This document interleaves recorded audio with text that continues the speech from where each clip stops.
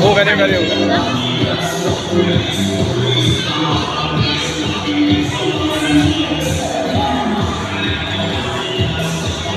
Watch this.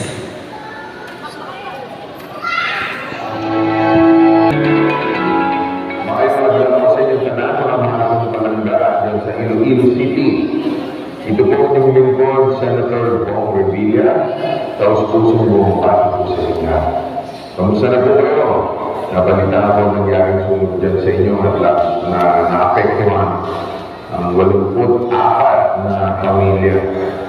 Hindi ko po lubos maisip ang hindi ng pinagdadaanan nyo lalo na kailangan ng bumigas at mga katulungan.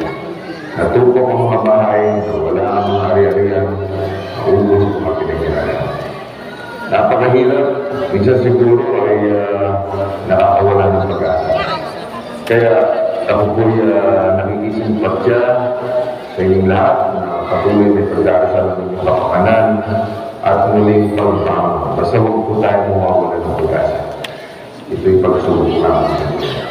Basta tandaan ninyo, marami pong nagmamahal sa inyo at isa na po kami doon. At alam ko po marami po rin nagmamahal sa inyo. Basta tandaan nyo, nandito si Senator Bong Revilla, hindi nakakalunod kailan na.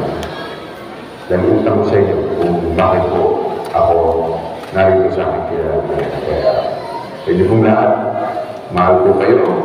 Mahal po namin kayo kasi laban na tayo sa inyo. Pagsubok lang yun, marami po sa natin. Kaya sa inyo lahat, maraming